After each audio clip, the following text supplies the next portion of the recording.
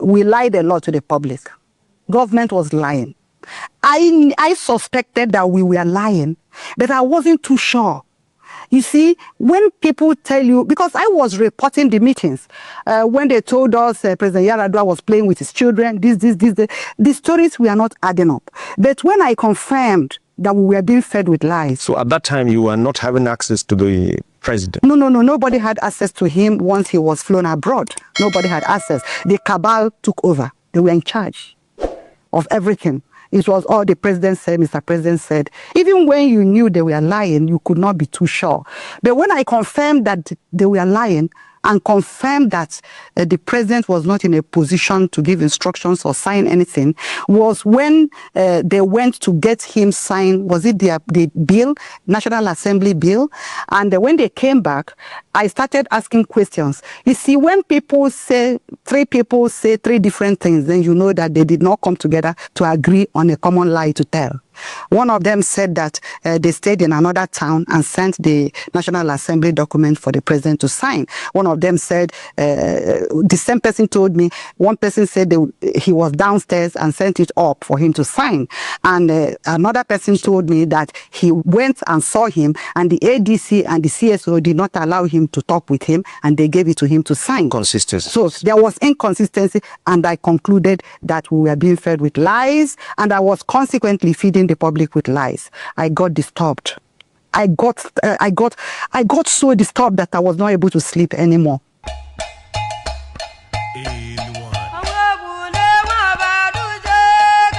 Professor, you recently bagged an African award awarded to you in Niger Republic, together with other distinguished African women, for your leadership in NAFDAC and helping to stabilize democracy in Nigeria. Now, this award is coming 4.5 years after you left office. What reflections did that give you? Well, it actually made me feel that that comfort that when you work with all your heart, with all your might, and putting your best in any situation, people don't forget. Not only in Nigeria, universally. I was actually pleasantly surprised. 4.5 years after NAFDAC and 2.5 years or more after the Ministry of Information. And people are still calling me, not just in Nigeria, but outside Nigeria, to recognize the work we did. I feel honestly very grateful to God and to the good people of Niger Republic, especially the wife of their president who sponsored that award, the president who was totally in support. There was a word they used for it, and then the organizers and their Ministry of Women Affairs that worked with their First Lady. Part of the reason for that award was your courage at a critical time of Nigeria. We'll be discussing that in a moment. But obviously, your profile in NAFDAC facilitated your choice into the federal cabinet. How did it happen, considering that you are not a politician? Well, when I was in NAFDAC, my acceptability in the country became legendary because people appreciated, they still appreciate what we did.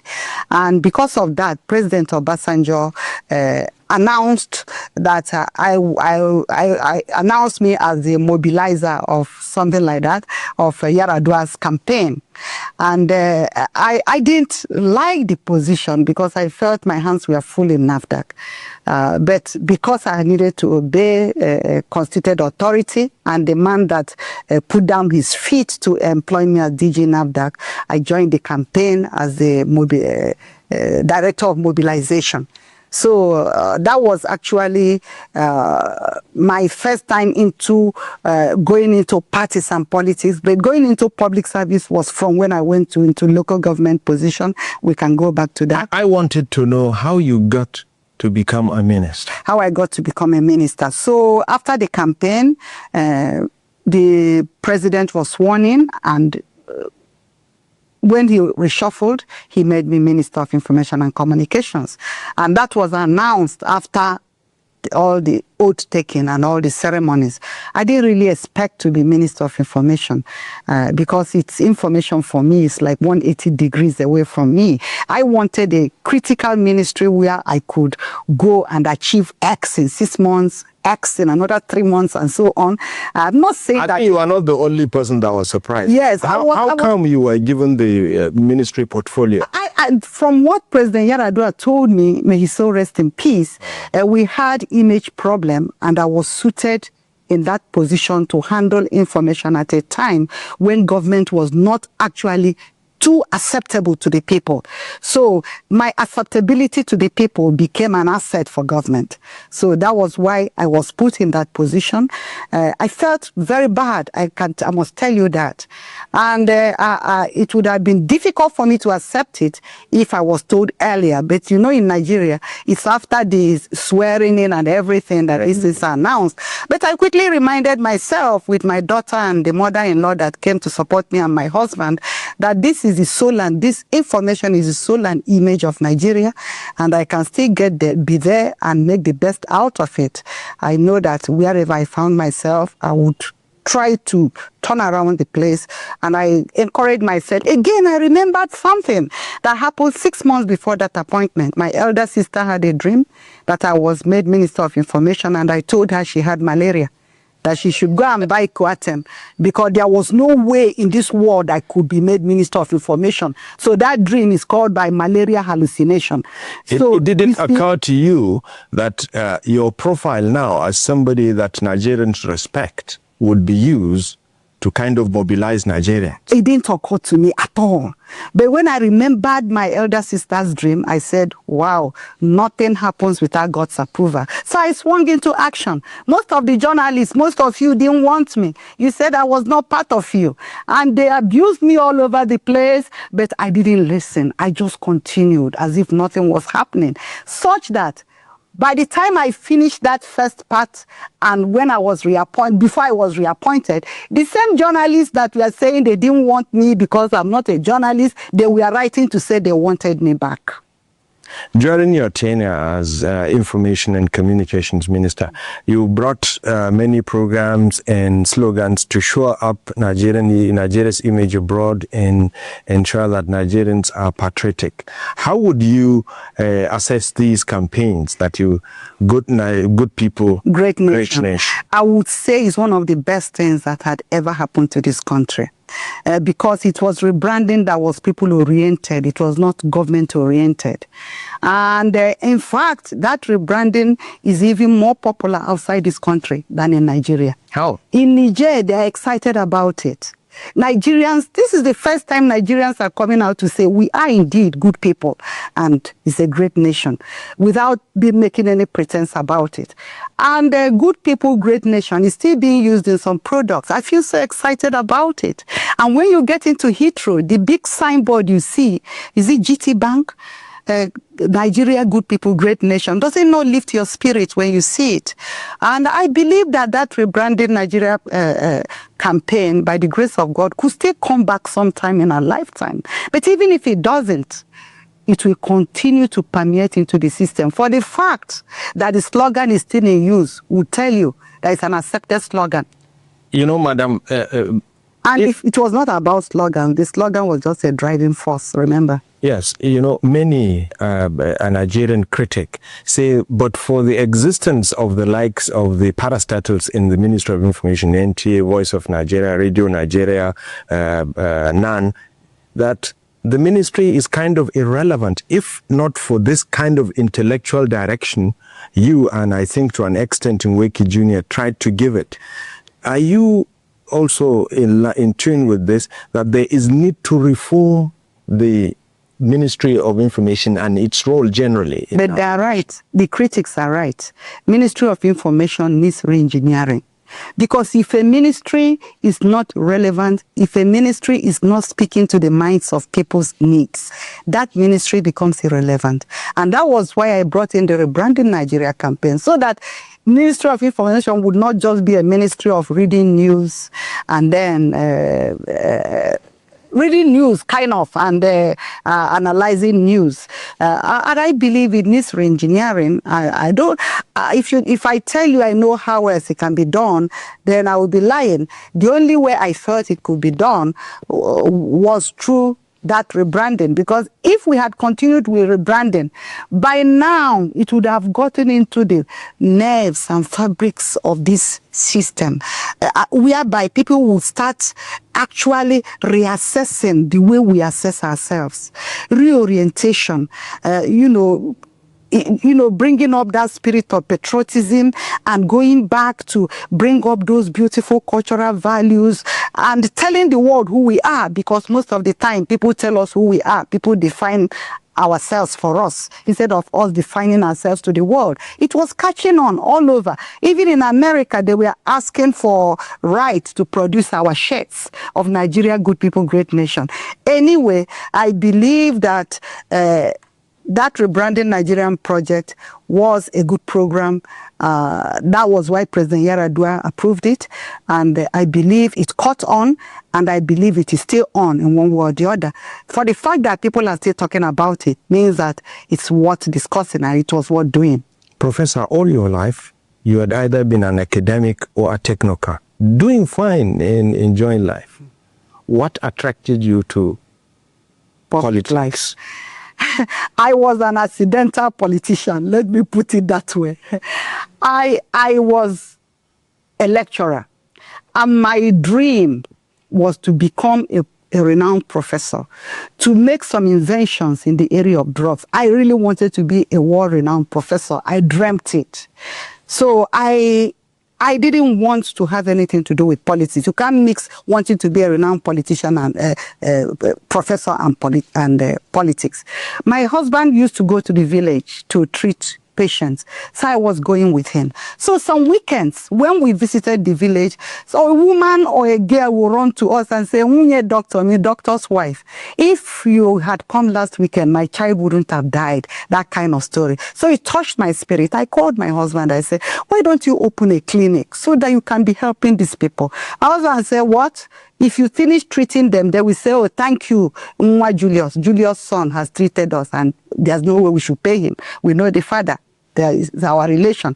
So how would I train my children if I come to establish a clinic here? I would not make money. So I now started thinking of what to do for the people, because there was no hospital there. So I decided to go to the women's meeting and talk to them about an abandoned old building. How do we refurbish this building and make it a hospital? Because people are dying here. They don't have hospital attention. And the women were excited about my proposal, because I'm not from there. I'm married there. It's like, this woman is not from here. She doesn't have any relation here. And she is so passionate about helping us. So they joined, they contributed money, we finished it, and I went to the men's meeting and pleaded with them to equip it.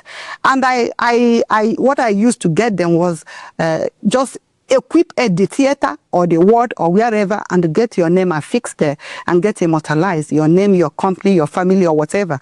In 45 minutes, they took up the hospitals. I went to the Onisha market with my husband and the donors, and the hospital was equipped. And Professor B.C. Mosu, the then commissioner for information, was called to help us. He donated some equipment. That was how we established a hospital in the village. And that was how I became a village champion.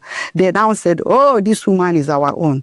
Oh, this woman should go to House of Rep, she should go to this, she should go to that. My husband said, no, you're not going anywhere. I don't like women politicians. You're too young for that. Anyway, I wasn't even tempted. I said, I want to be a professor. So I left after the establishment of that hospital. I said, I have finished my work. But thereafter, the village, the opinion leaders led by Chief Dan Obuefi, they were asked to nominate somebody to represent them in the local government. They nominated me. That was how I started my political career. I went to the local government to represent them. They were asked 3 times to represent somebody that would, nominate somebody that would represent them in state boards. I was nominated 4 times. So that was how in the local government, I served in Health Management Board, I served in Advisory Council, Women Commission. I was the coordinator of Better Life for Anambra State, so I found myself totally immersed in the system. But that was how I started. A masterstroke of your political decision was when you retired as Minister of Information and Communication in a PDP government. and sought elect position on the platform of an opposition party, AFGA. Was that a conscious choice or political strategy? Well, I believed in what I did, and I still believe in what I did. I don't regret anything because nothing happens without God's approval. I was a minister of information, and my governor invited me and wanted me to come and help him to seek election and serve my people on a different and of course higher platform. Elective position is better than appointive position. I hope you know that, especially when your people elect you to serve them. So some people did not agree with me, but I believed in what I did. My husband believed in it. I went for the election. I actually won the election. I'm not in the Senate today because of the 180 days expiration of cases. If the case was concluded, I would have been in the Senate. But all the same, that I'm not in the Senate is the will of God. Madam, I am not complaining. You are a very vibrant... It is the will of God. You are a very vibrant and vocal person in Nigeria's political landscape, well known to everybody. But are you still in politics? Do you still nurse political ambition? You've been quiet for some time now. Oh, I'm very much in politics. I am very much in politics. I still nurse political ambition. And if it is the will of God, I will run again for the Senate. But some people are saying that the people you fought in NAFDAC were the ones that fought you back. Oh, they fought me back, but that was not why I lost. Even with all the money they put into that election to make sure that I did not get it, I still won. If I did not win, they should have allowed the case to be concluded on time so that the judges would count the votes from every polling booth and find out who had the majority votes. But yes, you're right. They contributed money, they helped, they did everything over their dead body. But it is not because of them. It is the will of God. You were a major participant when Nigeria was kind of at a crossroads. Late Yar'Adua was ill, and then we were neither here nor there before the Senate resolution. You came out, and it's now popular across Nigeria, the so-called cabal. Can you just give us an insight into that, and why did you decide to speak about it? That was part of the reason why I was honored in Niger Republic. For the organizer called me heroine of democracy. And part of the award you were part given of the award. In Niger. There was a lot of emphasis on NAFDAC, but there was also a little emphasis on what happened during the last months of President Yar'Adua. May he so rest in peace. What happened during that period was that we lied a lot to the public. Government was lying. I suspected that we were lying, but I wasn't too sure. You see, when people tell you, because I was reporting the meetings, when they told us President Yar'Adua was playing with his children, the stories were not adding up. But when I confirmed that we were being fed with lies. So at that time, you were not having access to the president? No. Nobody had access to him once he was flown abroad. Nobody had access. The cabal took over. They were in charge of everything. It was all the president said, Mr. President said. Even when you knew they were lying, you could not be too sure. But when I confirmed that they were lying and confirmed that the president was not in a position to give instructions or sign anything, was when they went to get him sign, was it the bill, National Assembly bill? And when they came back, I started asking questions. You see, when three people say three different things, then you know that they did not come together to agree on a common lie to tell. One of them said that they stayed in another town and sent the National Assembly document for the president to sign. One of them said, the same person told me, one person said he was downstairs and sent it up for him to sign.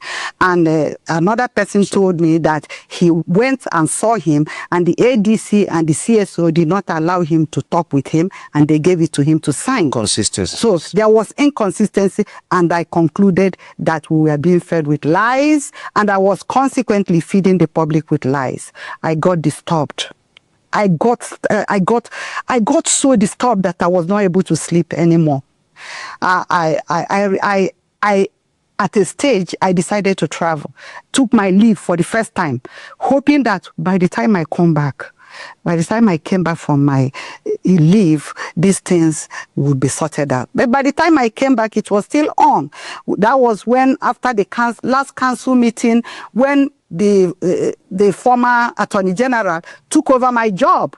And my face gave me out because I was in shock. I was looking at him in shock. I know our journalists are fantastic. They took that photograph and showed it in front of one of the newspapers. How I was looking at him in shock as he was making that report. And I actually told everybody around me that that was the last day I would appear publicly to tell a story that I had confirmed that was a lie.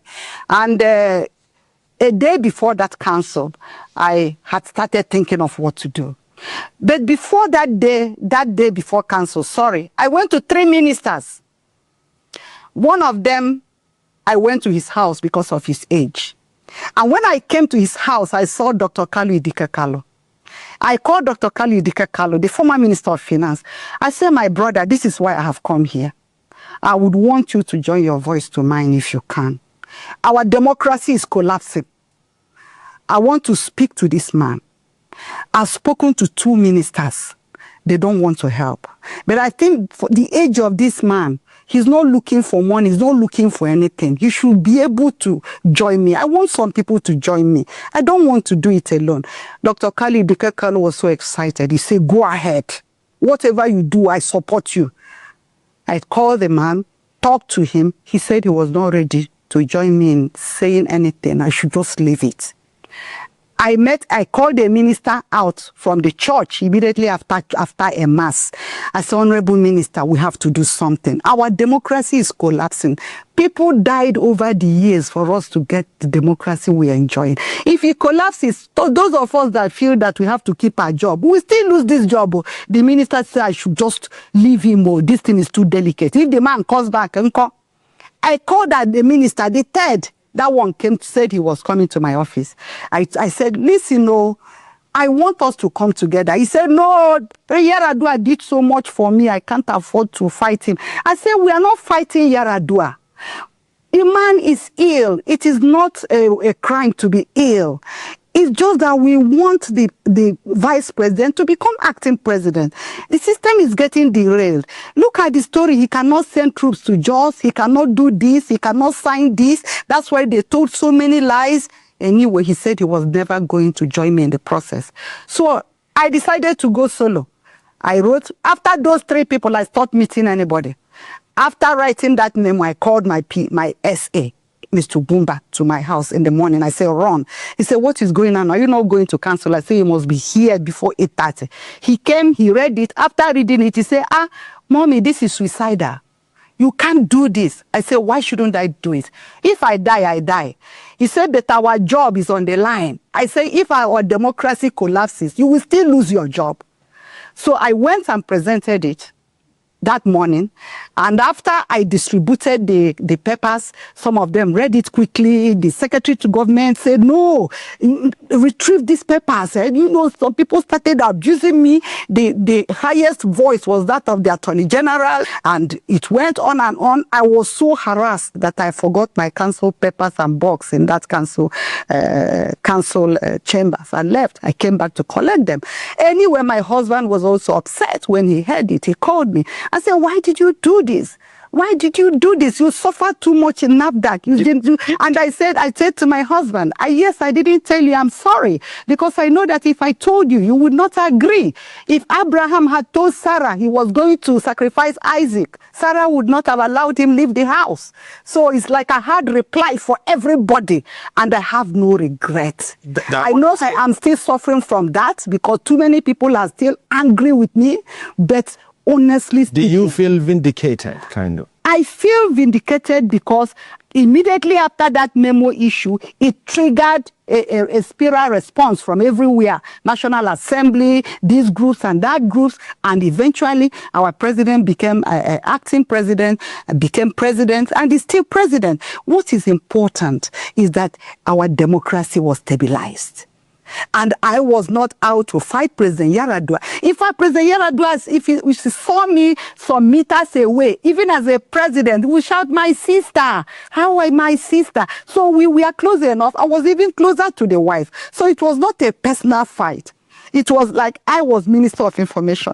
I found myself in an awkward position. I was the person that would relay the lies to the public. And I got to a point where I said I would no longer do that. Madam. And I was relieved after that memo. I was able to sleep again. Yes. Looking at this action, how would you say people should approach public office? Should their loyalty be to the nation, or their loyalty and to their oath of office, or their loyalty to their so-called godfather or whoever? You see, public service is a call. It's a call service in a special way, especially in a population like ours, where you have millions of people and you're selected among the few to pilot the affairs of government. You should see it as sacred. Loyalty should be to your boss, yes, when he asks you to do what is correct. I can also be stubborn. If I'm asked to do what is wrong, I will not do it. But greater loyalty should be to the country, because it is to the country that you swore the day you were being sworn in. And it is loyalty to the country that will bring about common good for majority of our people. So I believe I had loyalty to my boss, but I had greater loyalty to the country. And that's what it should be. Now, going back to your award in Niamey, at that event, you spoke about starting a foundation in respect of the fight against fake and adulterated drugs. Tell us more about it and what you will do different. Yeah, I want to continue the fight against fake and counterfeit medicine, but in a different way. And I want to do it for life. And I also want whatever I will do to outlive me. I have started the process of Dora Akunyili Foundation for Safe Medicine, but I don't want to give out what it will be now so that the counterfeiters will not start fighting it. I want them to just see it, bam, and they will have nothing to do. Now, so I don't want to bring it out to the open now. Suffice it to say that it's in the process. Now, what are we likely going to be hearing, knowing that you are coming from Anambra? Well, yes, I'm coming from Anambra. And Abga. Abga, we have issues here and there which are being sorted out by the grace of God. We are still family. We are still brothers and sisters. And by the grace of God, when these issues are sorted out, we are going to have convention, congresses, and our gubernatorial election. I'm not running for governor. Somebody else will run. Our governor, who is the leader of our party in Anambra State, has said the governor should come from Anambra North, because Anambra North has never produced governors. It is doing thing. And once the governor has spoken and generality of the people accepted it, there will be no need for anybody from the other two zones to come out. And besides, I've always been interested in the Senate, which I would want to go back to run. And at this time around, I'm not going to start rigging to outrig anybody, but I'm going to make sure that nobody is able to rig, and that our votes are protected. Because on the day of election, thugs run out of the state. Are you going to Senate because you are not satisfied with what is going on there, or the number of women there, or what? No, I don't ever think of being a woman. I'm going to Senate to serve my people in a special way. I'm going to Senate to be a voice for my people, a voice for the nation. I'm going to Senate to show that in being in the Senate, one can still do a lot of things differently. And I will withhold other things until the right time to talk about them. But I know that in the Senate, I will definitely make a difference. I've been speaking with the patriotic and vibrant Professor Dora Akunyili, a professor of pharmacology, former Minister of Information, DG NAFDAC, a humanist, politician, and international activist who gave us insights into her continuing journey through life and service to democracy and humanity. Madam, thank you very much for coming on Late Edition. Thank you. That's Late Edition. I'm Ibrahim Ismaila.